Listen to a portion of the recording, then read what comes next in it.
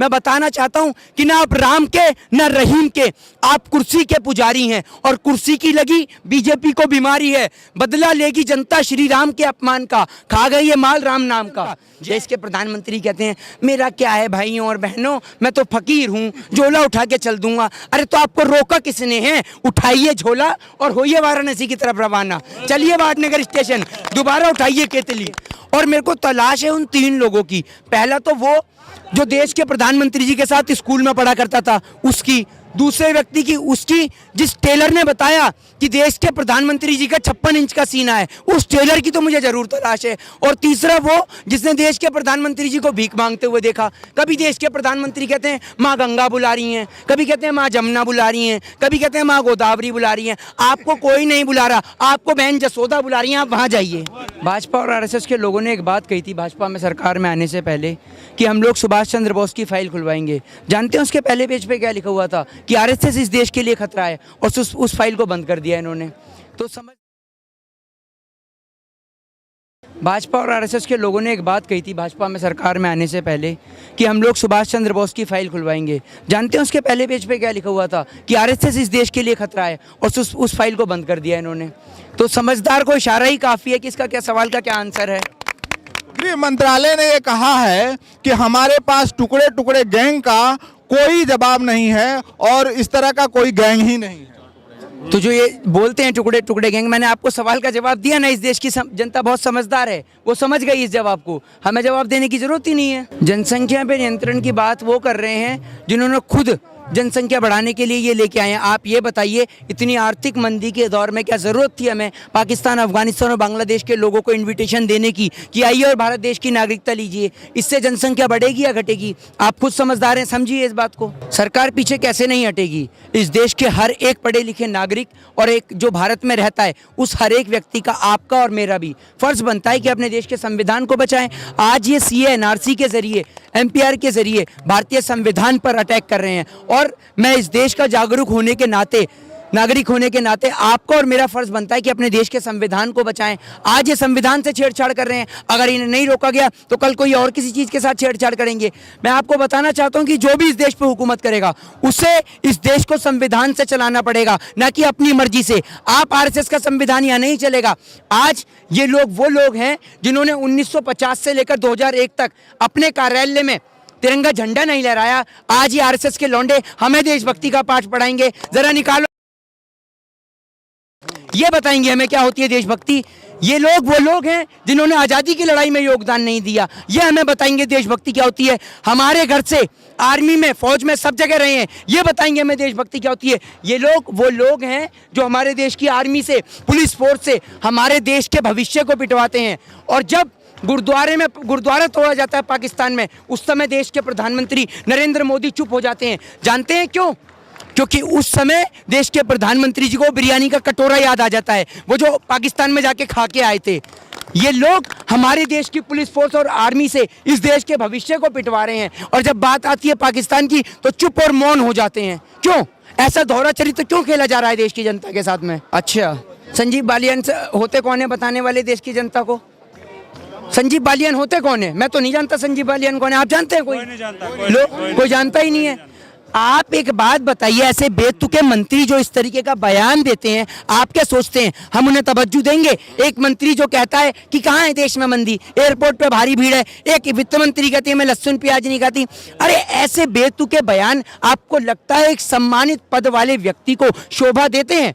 आप खुद सोच के देखिए। ये लोग हमारे देश का वोटर आईडी कार्ड लेके हमारे वोट से सरकार बना के आज हमसे पूछ रहे हैं हम इस देश के नागरिक हैं या नहीं। होते कौन है ये पूछने वाले? हम इन्हें बताएंगे क्यों कि हम इस देश के नागरिक हैं या नहीं है। ये देश और हमारी भारत माता हमारे लिए हमारी माँ से भी बढ़कर है, और जब बात हमारे देश के संविधान की और हमारे भारत माँ की आएगी तो हम चुप नहीं बैठेंगे। देखिए, भ्रम तो वो फैला रहा है जिसको नॉलेज नहीं है। अगर इन्हें इतना पता होता कि इससे हमारे देश के संविधान की आर्टिकल 14 और 15 की अवहेलना हो रही है, अपमान हो रहा है, तो ये इसे लागू ही नहीं करते। तो भ्रम तो ये खुद ही फैला रहे हैं।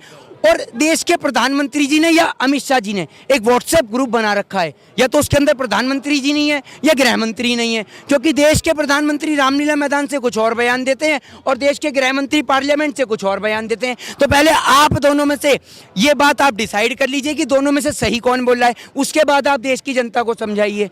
और मेरे को तलाश है उन 3 लोगों की। पहला तो वो जो देश के प्रधानमंत्री जी के साथ स्कूल में पढ़ा करता था उसकी, दूसरे व्यक्ति की उसकी, जिस टेलर ने बताया कि देश के प्रधानमंत्री जी का 56 इंच का सीना है, उस टेलर की तो मुझे जरूर तलाश है। और तीसरा वो जिसने देश के प्रधानमंत्री जी को भीख मांगते हुए देखा। कभी देश के प्रधानमंत्री कहते हैं माँ गंगा बुला रही हैं, कभी कहते हैं माँ जमुना बुला रही हैं, कभी कहते हैं माँ गोदावरी बुला रही हैं। आपको कोई नहीं बुला रहा, आपको बहन जसोदा बुला रही हैं, आप वहाँ जाइए।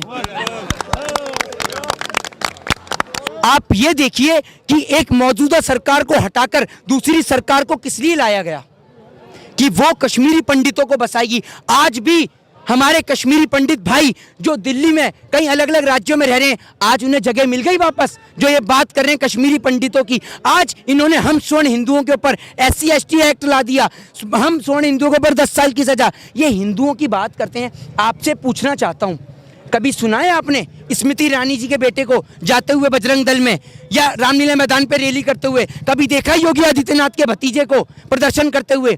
ये इस देश की गरीब जनता के बच्चों को मरवाने के लिए सड़कों पर छोड़ देते हैं। जब प्रदर्शन होते हैं उन्हें मरवाने के लिए सड़क पर छोड़ देते हैं।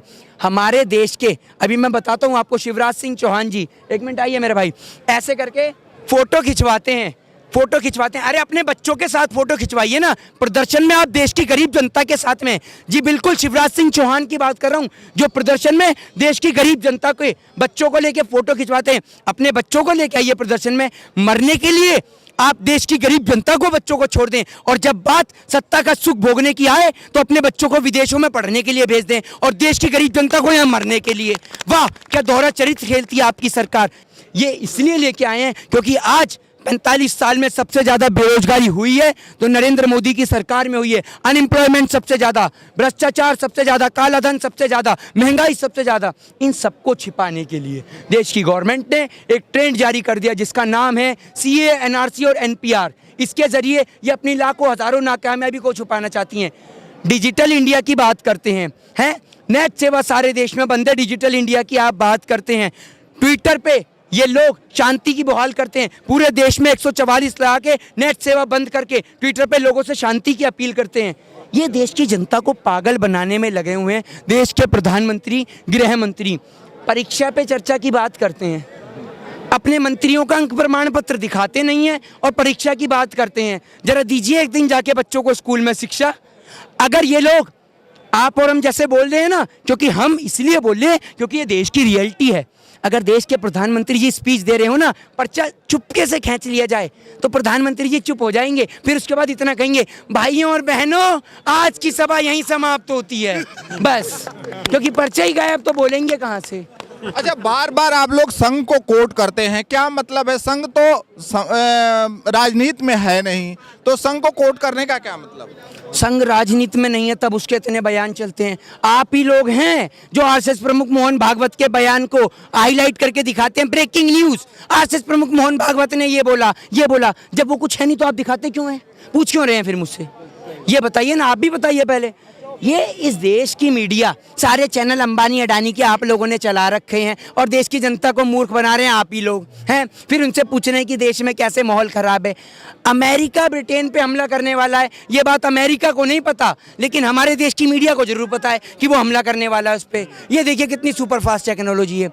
आप 3000 करोड़ की सरदार पटेल की मूर्ति बनाते हैं, देश की गरीब जनता का आप करोड़ों रुपया खर्च करके अमेरिका में हाउडी मोदी का प्रोग्राम करते हैं। वो पैसा किसका है? वो पैसा इस देश की गरीब जनता के टैक्स का पैसा है जो आप और हम देते हैं। किसी के बाप का पैसा नहीं है, जब जी में आया तब खर्च कर दिया। क्यों खर्च कर रहे हैं? हिसाब दीजिए उनका। देश के प्रधानमंत्री कहते हैं मेरा क्या है भाइयों और बहनों, मैं तो फकीर हूँ, झोला उठा के चल दूंगा। अरे तो आपको रोका किसने है? उठाइए झोला और होइए वाराणसी की तरफ रवाना। चलिए वाडनगर स्टेशन, दोबारा उठाइए केतली। आप देश की जनता को मूर्ख बनाने में लग रहे हैं। आप झूठ क्यों बोलते हैं? आप बात कीजिए रियलिटी ऑफ फैक्ट पे। देश में 45 साल में बेरोजगारी है, आप इस पे बात कीजिए। सीए, एनआरसी और एनपीआर की जरूरत क्या थी? 1600 करोड़ रुपए आपने खर्च कर दिए एनआरसी के अंदर। अगर इतना पैसा देश की गरीब जनता के हित में लगाया जाता तो ये जो देश की गरीब जनता आपके विरोध में खड़ी है, यही जनता बिना कुछ करे आपके पक्ष में खड़ी होती। भारतीय जनता पार्टी के जो सांसद हैं प्रवेश वर्मा जी, वो कहते हैं कि सरकारी जमीनों पर अगर मस्जिद बनी है तो वो निश्चित टूटेगी। आप एक बात बताइए, ये हिंदू मुस्लिम राम और रहीम के नाम पे दंगे कराने वाले लोग, इन्हें ये नहीं पता कि ये देश जितना महाराणा प्रताप का है उतना ही मौलाना अब्दुल कलाम आज़ाद का भी है, जितना ये देश एपीजे अब्दुल कलाम का है उतना ही महात्मा गांधी का भी है, पंडित जवाहरलाल नेहरू का भी है, ये देश सुभाष चंद्र बोस का है, ये देश महाराणा प्रताप का है और ये देश शहीद भगत सिंह जैसे लोगों का है। आप जैसे लोगों की तो इस देश में कोई जगह ही नहीं है। आप वो लोग हैं जो मंदिर और मस्जिद के नाम पे सिर्फ वोट की राजनीति करना चाहते हैं। मैं बताना चाहता हूं कि ना आप राम के ना रहीम के, आप कुर्सी के पुजारी हैं और कुर्सी की लगी बीजेपी को बीमारी है। बदला लेगी जनता श्री राम के अपमान का, खा गई ये माल राम नाम का। जय हिंद, जय भारत। भारत के चौथे राष्ट्रपति फखरुद्दीन अली अहमद के परिवार का नाम नहीं है। 1971 के कारगिल के वॉर के जो सिपाही थे उनका नाम नहीं है। आप कह रहे हैं नागरिकता जाने रही है। अगर नागरिकता नहीं जा रही है तो आपको जरूरत क्या है प्रूफ मांगने की? आप उन्हें लेके आइए ना वहां से। यहाँ के लोगों से काय बात का सबूत मांग रहे हैं? और आप होते कौन है? पहले आप अपने मंत्रियों का और अपना अंक प्रमाण पत्र दिखाइए, उसके बाद लोगों का नागरिकता प्रमाण पत्र देखिए। जय हिंद, जय भारत।